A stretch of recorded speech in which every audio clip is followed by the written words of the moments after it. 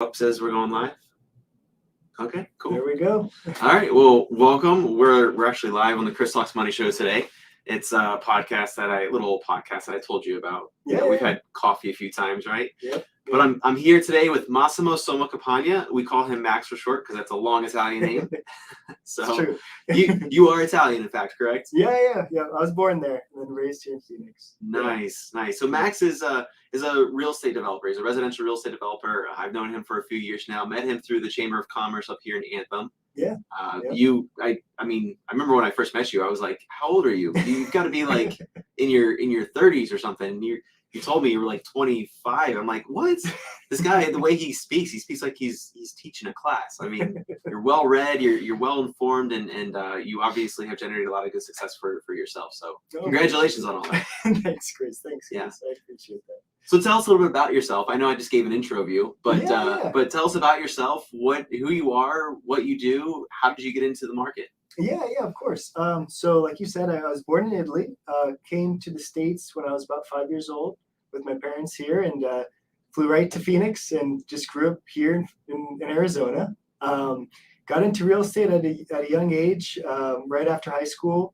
Got my real estate license and kind of went into the residential and the commercial brokerage world. That was a fun ride for a little bit, and then wanted to get into kind of the whole fix and flip type of thing. So worked on that in the kind of downtown Phoenix historic area, wherever I could kind of afford some of those older homes, if you will. And then after that, wanted to kind of test the waters on the real estate development side and the new construction side. And so, just started doing that little by little, having these little half-acre, quarter-acre little pieces of dirt in town, and built a couple townhomes and units on there. And I've been doing that ever since. Probably 10 years now. It's kind of been the 10 plus years. So. That's fantastic. That's outstanding. When we first met, you told me a story about one of the first properties that you picked up in Phoenix. Yep. And share that story. And I think you know which one we're talking about, the pizza one. Share that story. That was the first one. So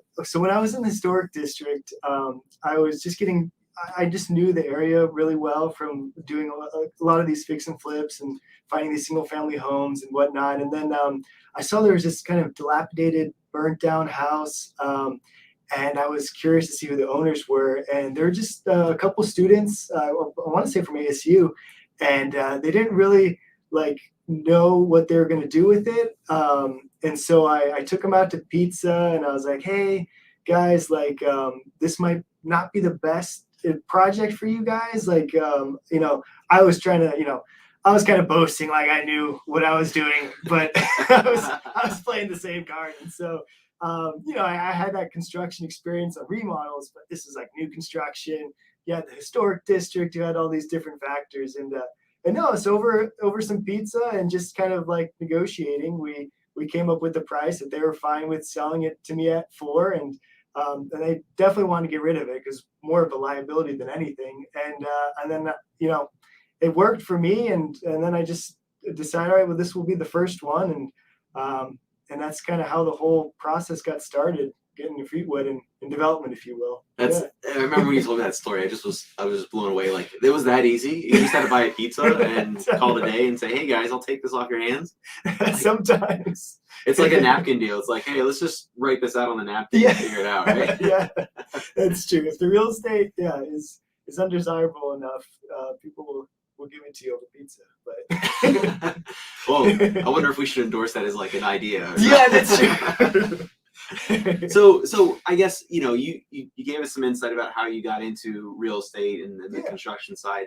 But I mean, did you kind of grow up doing construction at all, or what's your background with that side? Good question. So my parents were builders in Italy, and so that's what brought us over here to America. My father and my mother got a worker's visa, so we kind of the whole formalized process of getting a sponsor. And so a real estate developer out here sponsored my parents to come over here as a general contractor. And so it's always been in the blood. They never did a lot of work, like any grand projects or anything like that. It was very difficult, right? They knew the process and the business process in Italy, and also there's the language barrier. There's a lot of intricacies that go into development that you just have to kind of understand or learn along the way. So but no, that was always kind of just there. My father did construction, and so I kind of grew up with that.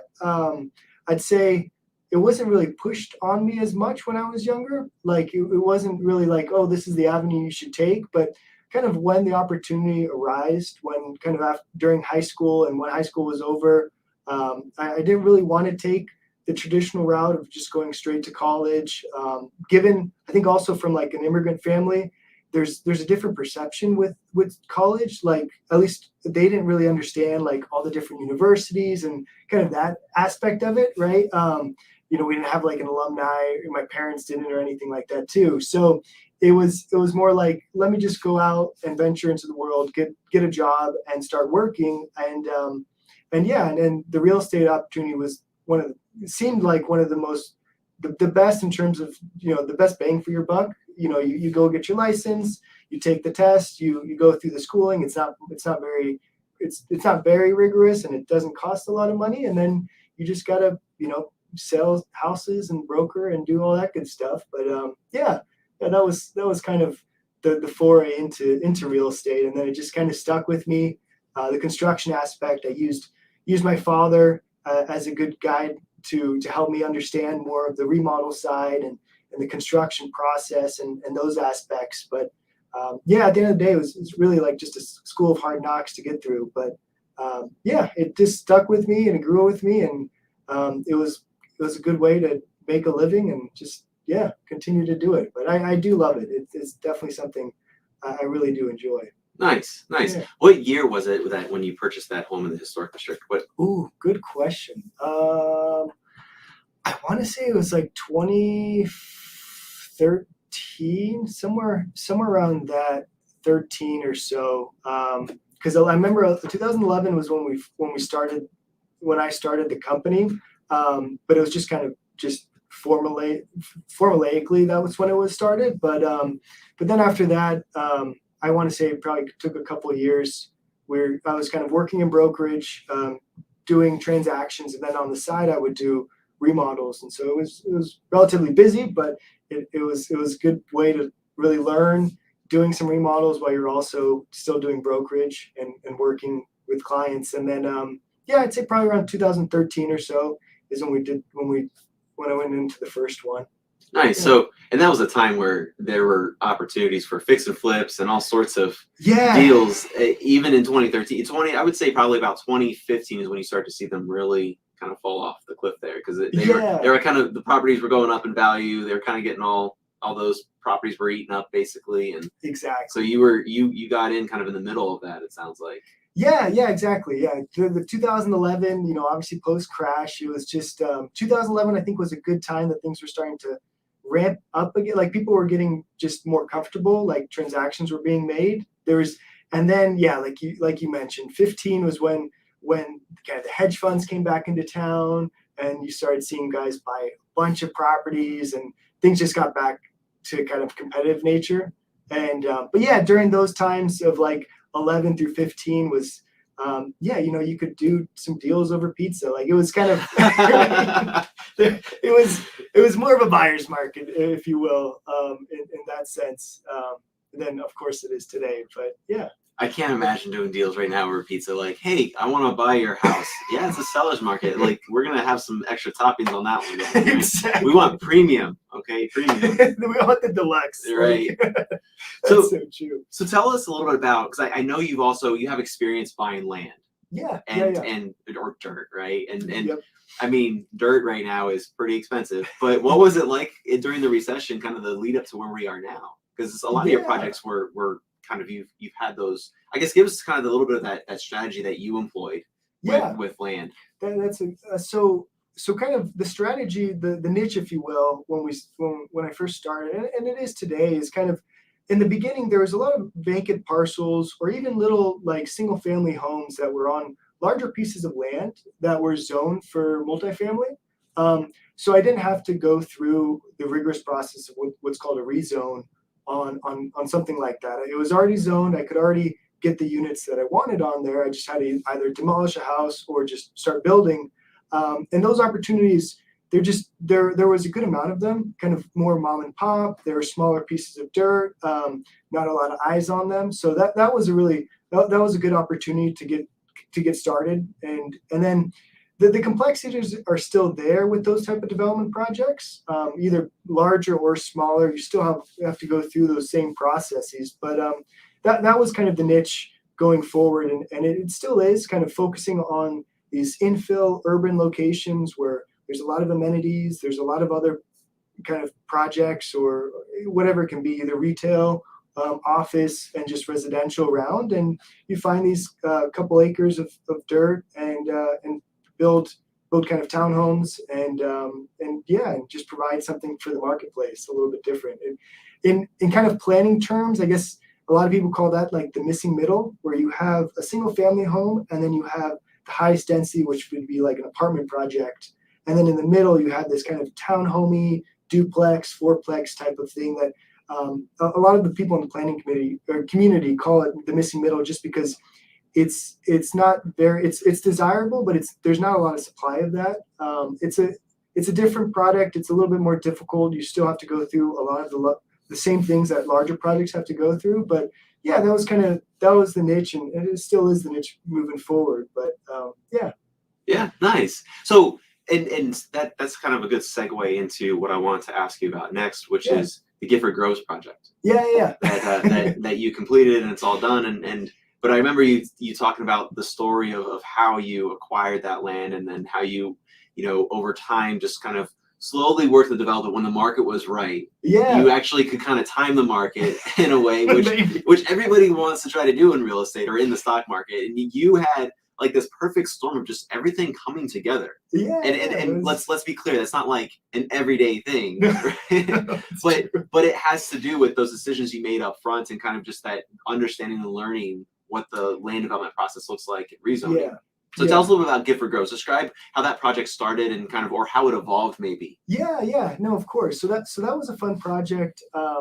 So it started with one single family home. No, actually it didn't start with that. It started with a parcel of land. There was a sliver of land in between these two properties, and the seller was providing a seller carryback. And I thought, well, that's great. So I don't have to pay all cash for this. He can finance it. I think it was like 6%, so it wasn't anything too crazy. And I was like, all right, well, then I can afford it. I'll buy it, and we'll build a couple townhomes on it. And in the meantime, I was still doing some other projects, and the next door neighbors, they just got to know them. And while you're out there, either doing the weeds or whatever it is, I can just imagine this. You're out there landscaping this dirt that you own at 6%. That's right. That's right. You gotta do what you gotta do. So but they unfortunately they got a divorce, and so throughout that whole thing, they asked me if I was interested in the property before it went to market and whatnot. And I said, yeah, that would be great. I mean, it made sense. It was next door. So now I had two parcels there, and then I kind of rented out the single family home that they were living in.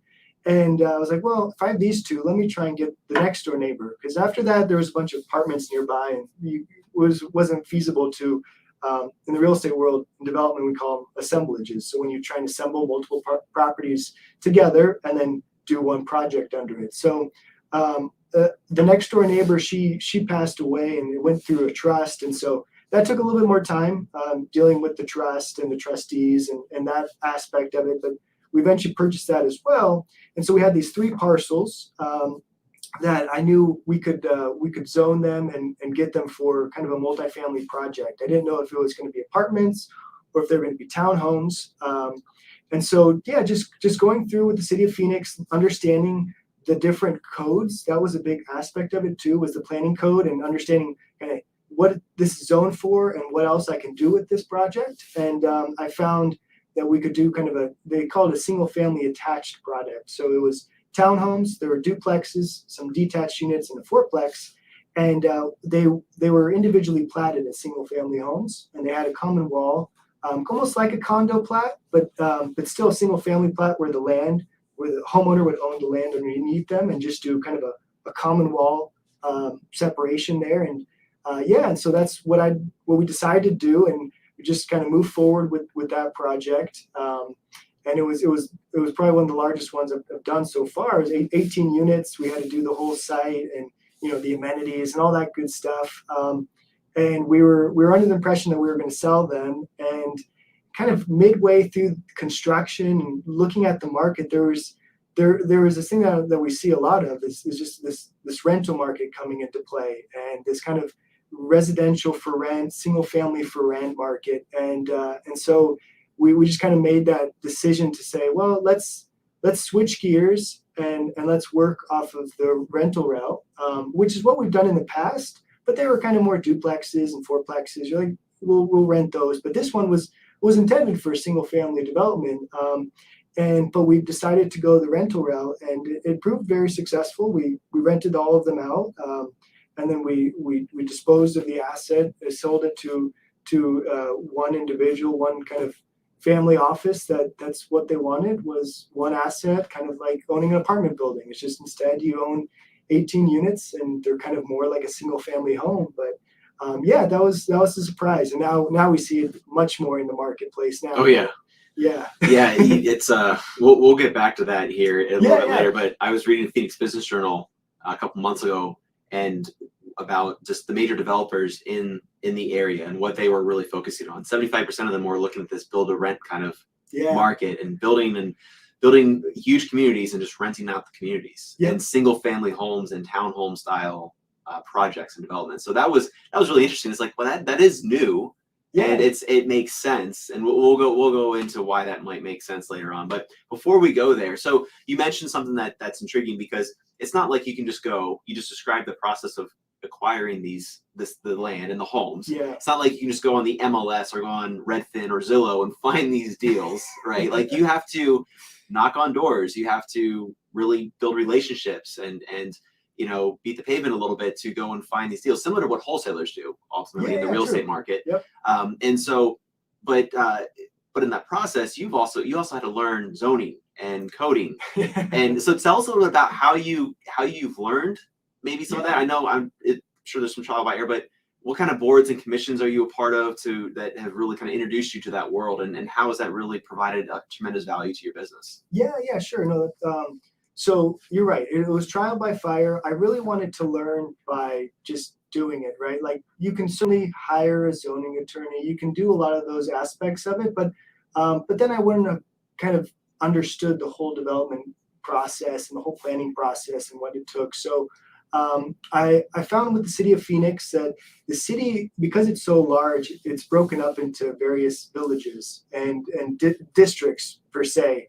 And so, each council member is responsible for their district, and within that district they have what is called a village planning committee, and this village planning committee is a committee of just individuals in the community. Either you have to work in that area or you have to live in that area, and you get on those boards. It's a recommending body, and so what you see is these projects that are coming up from different developers. They can be rezoning projects.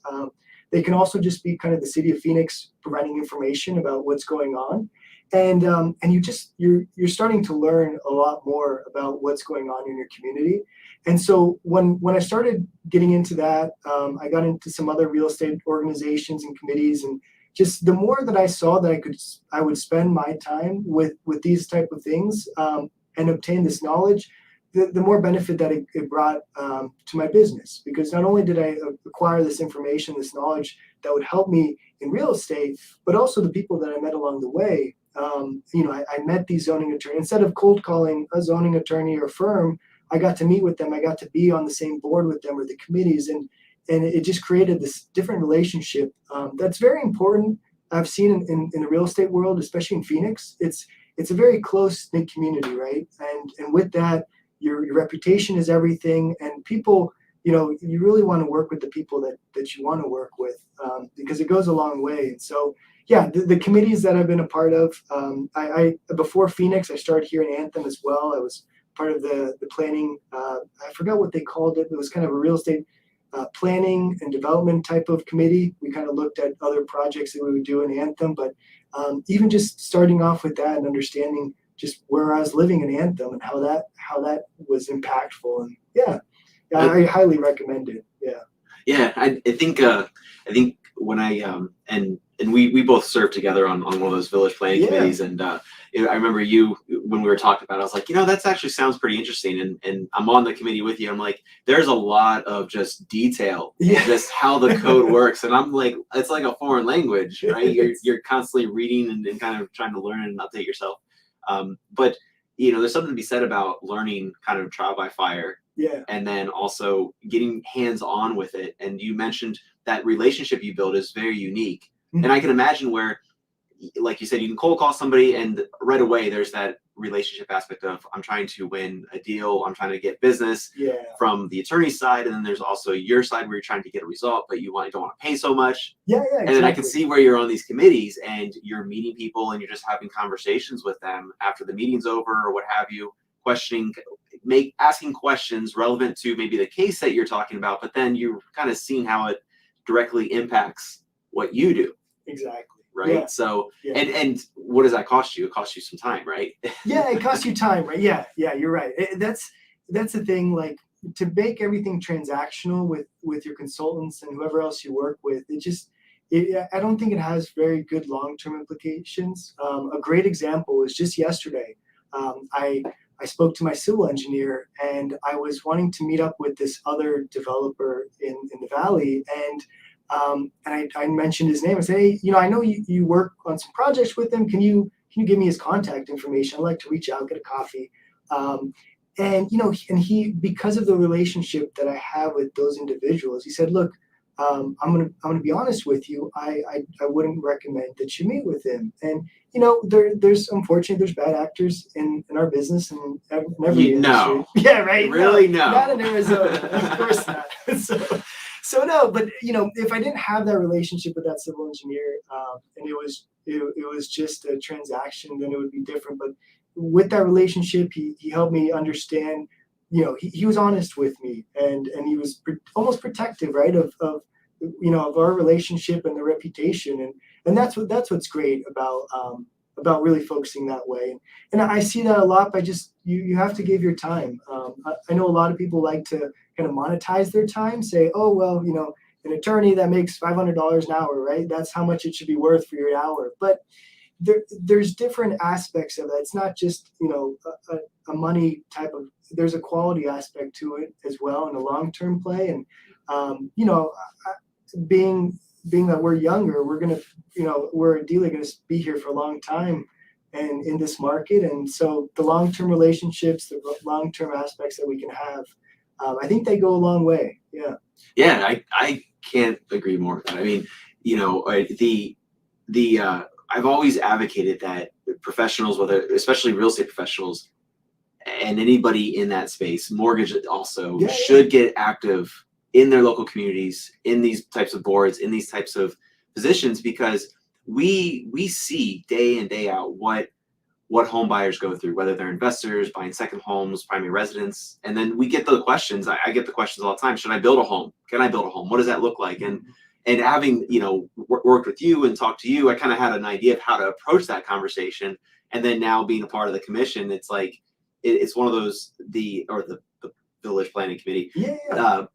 I have that inside look now, like, well, here's what's coming up the line as far as projects go, right? Exactly. Just if you're looking for a newer build, it just may be some time, or maybe might fit in your time range, right? Exactly. And so there's kind of some cool, and that's all public information. It's not like it's inside. It's all open meeting and everything. It's all online, but you just have that access to it right away up front. So you're not having to go dig for it later on for your client. So being in those positions provides tremendous value overall for you as a professional, for anything you're doing internally in your business, but also anything externally if you're, storefront facing. Yeah, for your clients as well. Right.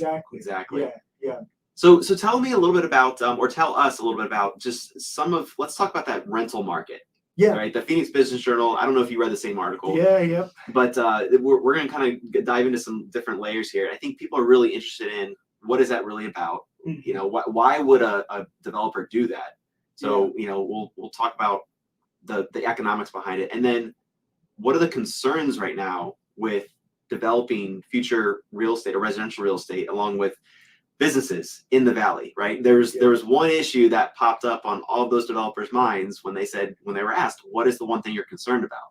right? And so we're gonna talk about water. Yeah, there we go. And so let's dive into the rental market here, the build to rent market that we're seeing. Yeah. I mean, the build to rent market is it's incredible, right? It's the hottest new thing. It's definitely there's a lot of capital that's going to this space. Not only here in the Valley, but also from New York, from LA. So being more Arizona specific, just because that's what I know and I'm familiar with. There's been a change maybe in the past year or so of the capital markets seeing Arizona and the greater Phoenix metro area as more than just, they used to call it, I don't know the exact vernacular of it, but instead of just a boom and bust town, like it kind of was in the past, they see this as kind of like a tier one market.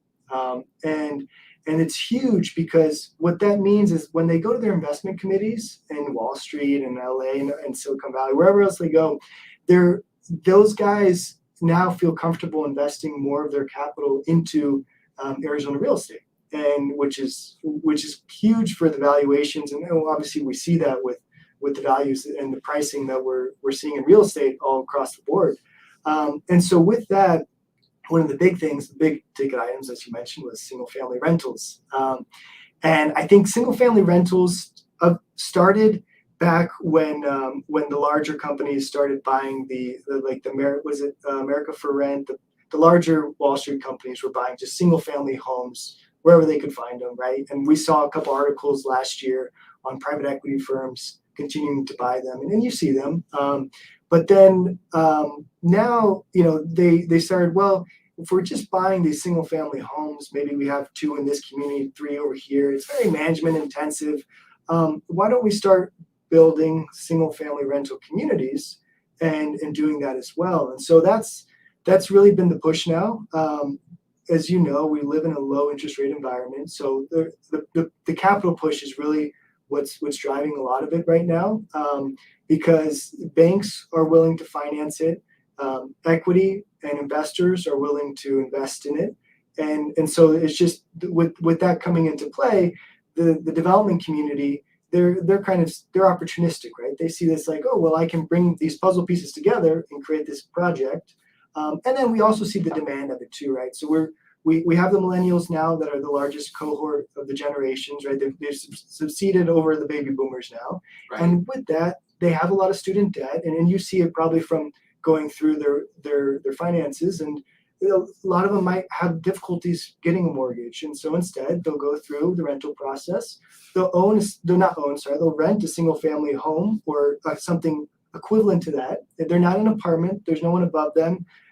There might be someone attached to them, but they might still have a small backyard. And so the single family rental product is going towards a different demographic right now that's kind of wanting this. We don't just, the developers, it's different than like in 2008 when things were just getting built because they were getting built because you could get money for it. There is a strong demand for this product. And so, yeah, I'd say we're seeing a lot of it. You mentioned it in the Phoenix Business Journal. And so that's kind of the macro focus on it, is the forces of both the demand from the demographics and then the capital markets coming together, and this product is getting created. That's kind of why we're seeing so many of these projects. And that's why, yeah, I mean, I can attest to it with the Gifford Groves project, is why we turned to sell it as well. Or to rent it and then sell it, was the rental demographics were there. And then when we sold it, because of the low interest rate environment, we actually sold it for more money than we could have from a profitability standpoint than we could if we were selling it individually, because the buyer had a lower cost of capital than a regular homeowner. And all those things are coming into play right now that we're seeing in this kind of strange low interest rate environment that we're seeing. And so, yeah, from the macro side, that's certainly what's going on in the single family rental market. Yeah. Yeah, just to size that there, you're talking about low interest rate environment. We see kind of these different avenues of financing and managing cost. Yeah. And so that's, I tell borrowers all the time, they ask about the economy and they ask about, is it a good time? Where's the recession? I say, look, ultimately, and you know this from our conversations, we we're going to have these cycles, right? Rates eventually have to go up, and that kind of slows some of the progress, the economic activity, to try to slow down inflation, which is a huge part of the conversation right now in today's economy. Inflation's on the rise. And then once it's been stabilized, inflation, then rates eventually kind of peak or plateau because economic activity just stalls, right? But then when rates drop, the whole point of that is to increase borrowing, increase more activity. And you just mentioned how with rates so low, there's all these different creative ways, capital-wise, that businesses can look at their money and look at what assets are out there, or opportunities are out there to grow their equity and so forth. So it's really interesting. In the rental market, just to kind of touch on that for a second, the demand for housing is just so high right now, all across the country, but especially in Phoenix, because we have this huge chip manufacturer just down the street being built, right? It's true. And another one in the East Valley, right? And so then we've got, the electric vehicle market that's in Casa Grande that's like slowly kind of making its way or building up right now. So, I mean, it's just so much development, so much growth. We just don't have enough homes for people to live in. And in the rental market, what's interesting is when those conversations come up with kind of that millennial demographic, the one of the things that they bring up is qualifying right now with the higher price points is tough when you have student loans and you have other debt. Exactly. And then they also kind of question, do they really even want to be in the area long term? And they don't want to be locked in right away. And I think that's just for anybody, right? But that's just a common. So the rental market just is just blowing up like crazy because people are still, I think, trying to figure out from a migration standpoint where they want to be. I mean, there's still some great deals in the South that you can go, and some up and coming cities that are, on the level like where Phoenix was about 10 years ago, right? Where home values are low, cost of living is really low, but I mean, just the development and the fact that businesses are attracted to kind of the lifestyle of the area, right, is moving, the workforce in many ways to those areas. So it's really interesting. The Southwest right now is just booming. Nevada, Arizona, Utah, Colorado, Texas, Dallas area, San Antonio.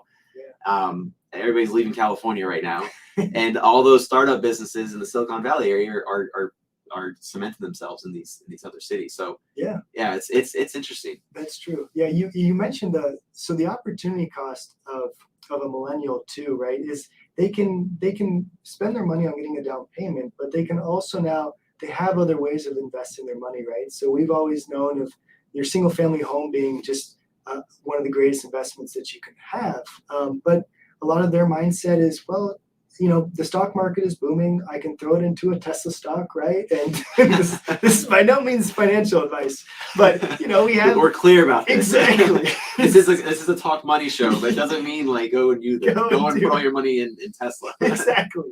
But that's they have Robinhood, right? So like there's these things that they're doing now that they're being able to we're able to invest into other assets that in the past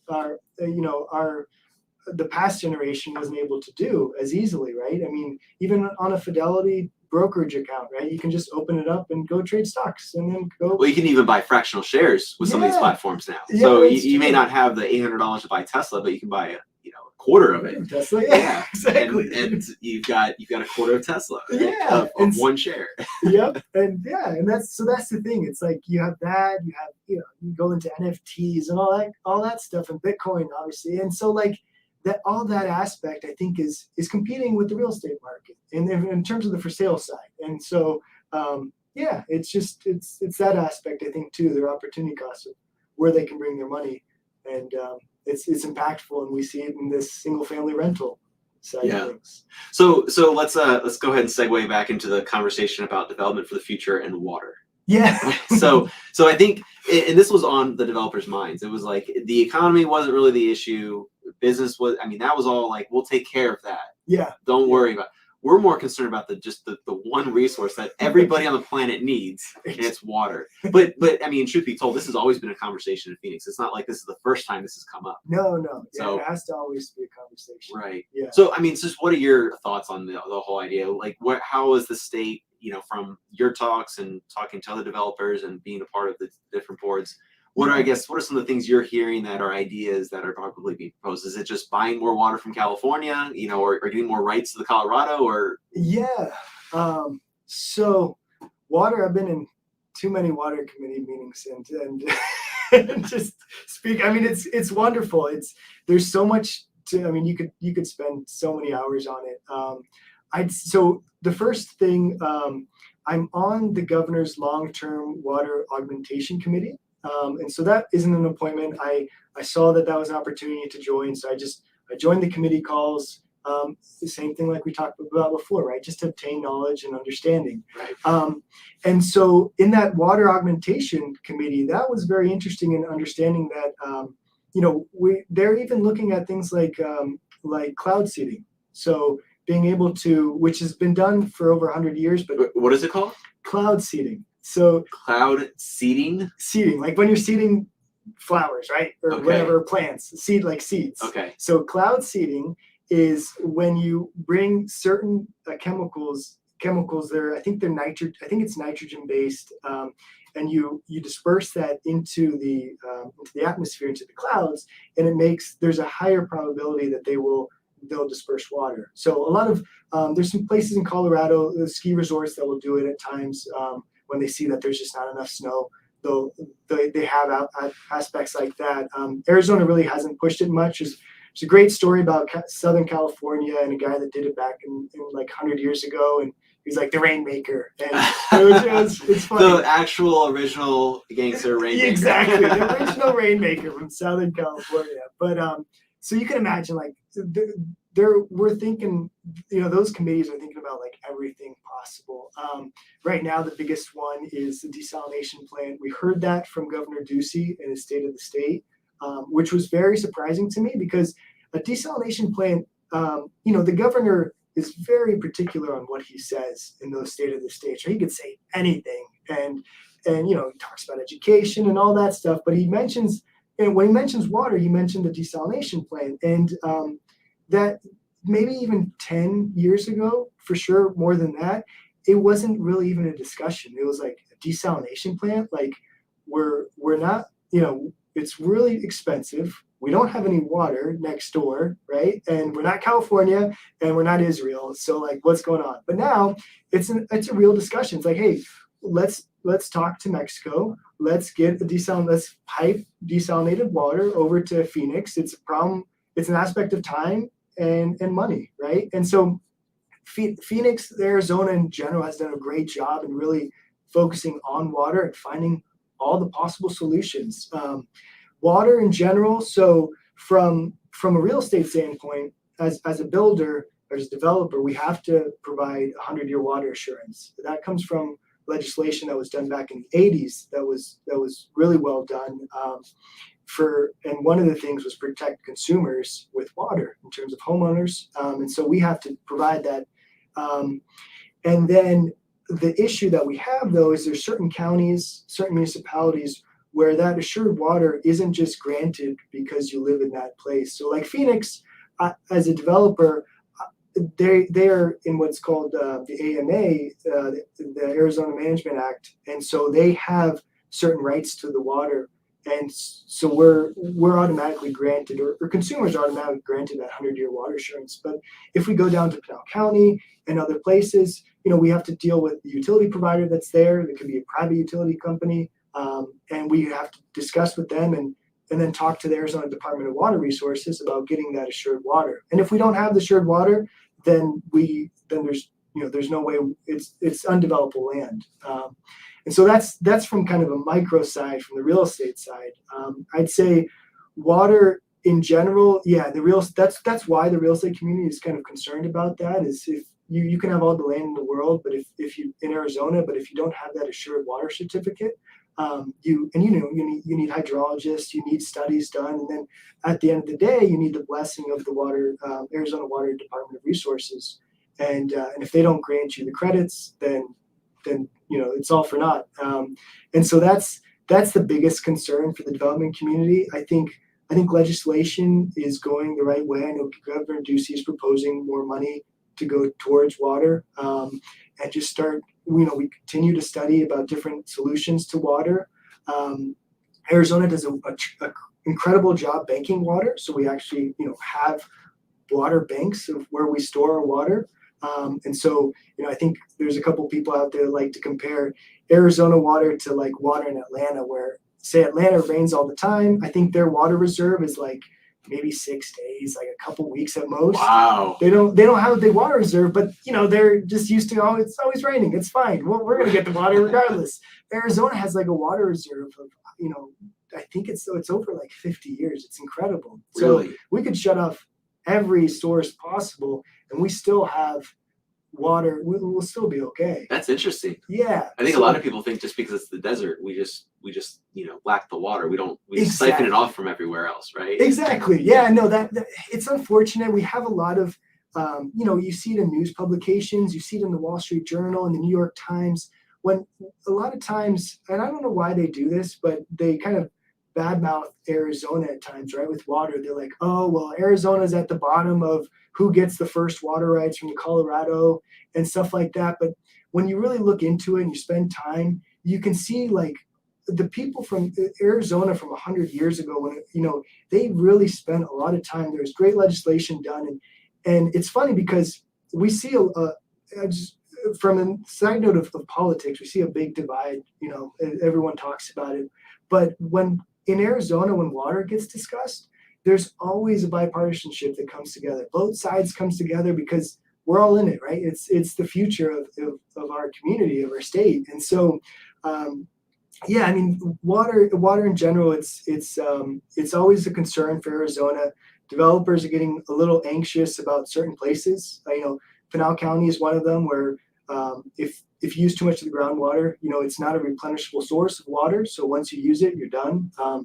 I saw this up here in Hoover back in the day when I was part of that planning board with Anthem. I remember vividly, and that's what started my I guess passion for water. Is we had a meeting where New River residents came down to our meeting and they were just bawling. They were just crying and they're pleading with Anthem because their values were gone. They were shot because there was no more water. They were hauling their wells weren't. They couldn't get them deep enough because it would be too expensive, and the water table was much lower than what was anticipated. And from a real estate aspect, that's just, there's no value anymore in the house. And thankfully for EPCOR, and I know all that happened there, it was great. But to see that still happens in the 21st century, it's incredible. So right. Yeah, that really hit home to me. And I do feel comfortable with water in terms as long as legislation moves forward and the people that are running the show. The Kyle Institute at ASU is a great source. They're really pushing hard on sustainable water practices. The one interesting thing is the farmland. So from a real estate aspect, say on a 40-acre piece of dirt, a 40-acre piece of dirt that's being farmed for, say, cotton or alfalfa is using a substantial more water than if we throw a subdivision on there.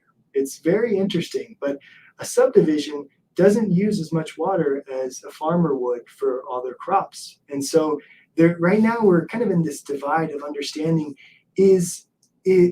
what kind of economy. We're a very diverse and strong economy than we've been in the past, as you mentioned, with the semiconductor facilities and whatnot. But with our agricultural side, we're losing more of the agricultural business because of real estate. But eventually, we also have to decide if we want to continue to support the agricultural community because they're using so much water, and it's a very hard. It's a delicate. It's delicate. Yeah. Line for sure, because you need agriculture. We need to eat. Exactly. And the land, we're not making new land. No. And so development is just. I remember looking at maps of like the Midwest, and they showed maps of just how over the course of 20 years, farmers have sold off their land to developers and whatnot, Yeah. and now it just less and less, and you wonder, where do we get our food?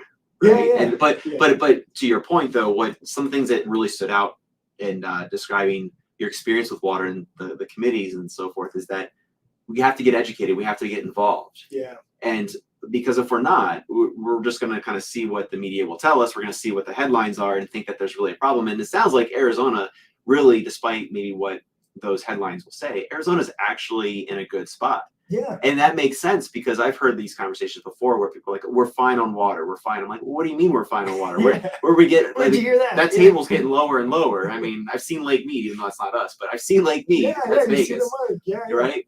But still, it's really interesting. I mean, you have to get involved in your local community. You have to see what your representatives are putting together, and it's nice to hear that there's bipartisan efforts to really hone in on the water issues that are coming up, because you're right, we all benefit from that. There's no really way, you can't really politicize that. Exactly. Maybe you find a way, but we shouldn't be politicizing that. So thank you for sharing that. Yeah, of course. Yeah, and it comes back, right? Like the more knowledge that you get about that, the more you can provide to your clients as well, right? Like when I have, I guess one of my clients would be like investors in projects, right? Or banks. And when they are like, well, what about water in Arizona if they're out of state, say? Like having that understanding and the information, the knowledge, it helps in terms of getting a clearer understanding than what people are just looking up and seeing in newspaper articles, right? Yeah. You're well ahead of your time. You should be like 60. Oh man. Yeah. No, well, thank you for sharing that. So we'll kind of start wrapping things up here, but I want us to kind of get your take on this is a question people ask all the time, real estate professionals and people in the mortgage industry. But what do you think home ownership is going to look like in the next 5 to 7 years? We talked about the rental market. We talked about lower rates, but I mean, people think that there's a bubble. Yeah. Right. And maybe you could argue some certain very small pockets might have some sort of bubble, but the reality is the market, we're not in a bubble. Yeah. So I guess what are your thoughts on the future of real estate and compared to the recession and compared to now? Yeah, that's a tough question. I didn't mean to throw a big one. No. It's the question everyone always asks, right? I mean, it's this market is just great. It's very hot. Homeownership, I think, especially with the American culture, right?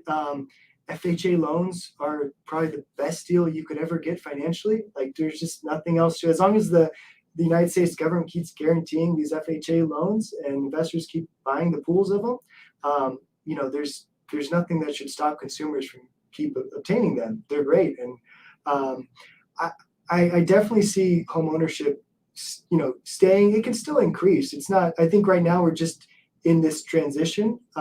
And even though we're hearing a lot about single family rentals side, it's a very small percentage of the total homes that are being built. I think it's like maybe less than 5%. I mean, it's still very small. It's just we hear it a lot compared to like multi-unit apartments or actually compared to single family homes. So single family. So if you just put all the single family homes together and you want to go, how many of these single family homes are going to be like rental communities and how many are just going to be traditional home builder built single family homes? It's still in the single digits. It's nothing too crazy in terms of that, but we hear it a lot and it's making a big impact in the community. But in the long-term aspect of things, we know that the Federal Reserve is gonna increase interest rates here. At least that's what they say, right? A couple bumps maybe this year.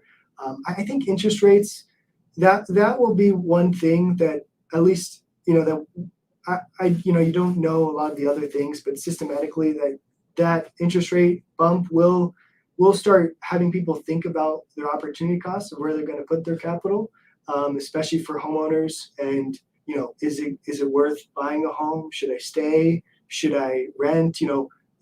That cost of capital is going to be, we've been living in this cost of capital world that's so cheap for so long that something now we see with inflation, right? So something's got to go there. Back in the old country, right, in Italy and Germany, we have negative interest rates, which is like just incredible to think about. I mean, there's places I think in the Nordic states that they have negative interest rate mortgages, which is even way weirder to think about. That's a weird concept. I mean, it's not a reverse mortgage, is it? It's like I wouldn't even know what to do with it. Yeah. So the interest rate aspect of it is concerning for me.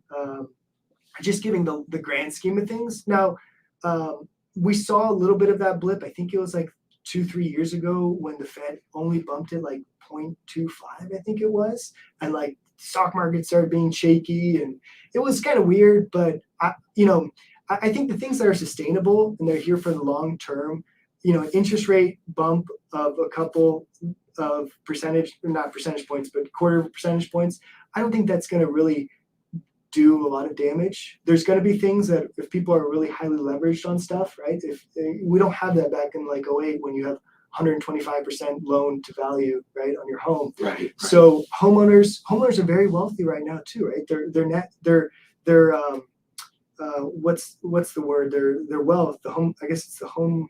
I forgot the economic data, but it's their wealth is very high right now. They don't have a lot of debt. I think their credit card debt's getting paid off, and I think the stimulus package helped that. So they have money at play, and they're strong. So I don't worry much about them. I think more just people that are highly leveraged in things. There could be a lot of speculative stuff, I think. That's a good answer. I mean, it's a fair answer too, because it's a part of the question that isn't thought about. It's with real estate getting so high. Yeah. Where's the affordability factor? And if somebody's already over leveraged in debt and their income isn't catching up to paying that off and having additional income at the end of the day, then it's going to be much harder for them to get in real estate. Well, what do the multiples of that look like? Exactly. Right. So I appreciate that. I do. Yeah. A question like that, like I like to be more specific. I think it's a lot of times when you hear it, it's a very general question. I like to let's focus on Phoenix or the greater Phoenix market. Like we talked about the economy. It's so diverse now. It's so strong. Our incomes are gonna just continue to rise as we get more tech companies and really these high quality paying jobs. And that's the key there. That's the key, right? That's the key. Growth is the key. We're getting 100,000 people a year that are coming to Maricopa County. Like that's, as long as we continue that trajectory, we'll be fine.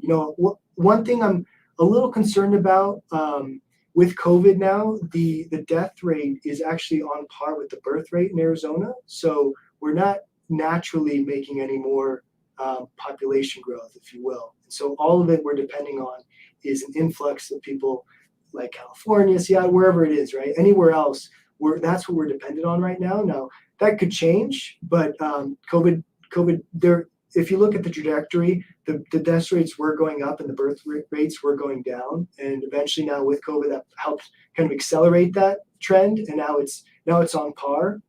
So that's not very good for a sustainable community. That's a new data point that'll be explored, I'm sure, into the year. It should be, yeah. It's definitely, it's a new data point. I think this year it should be explored a little bit more by the media and everyone else and the professionals. But that's one where we really have to be attentive of how our legislation is done and how our business friendly environment is, because as long as we continue as we've been continuing, then I think it's great. We have the growth.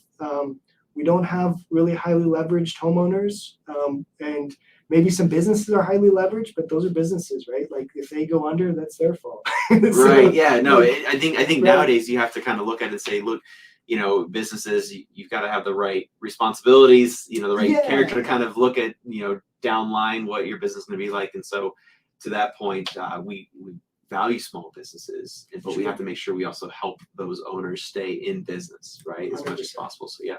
Well, thank you, Max. I appreciate your time today. Thanks for your insights today. This was excellent. I want to give a shout out to Sawana. I think you know Sawana, right? Yeah. she commented. Awesome. So want to say thank you for that. I appreciate it. But thank you for being here today. Of course. It's a pleasure, and I'd love to have you again on another show. I'll make sure to put all your contact information in the show notes. Yeah, if anyone wants to get a hold of me, of course. Perfect. Because you guys do real estate as well. Yeah. You and your wife, and so that way, if they want to reach out and get some more insight, they can do that. Of course. Yeah. Awesome. Thanks, Chris. Thank you, guys. Take care. Bye.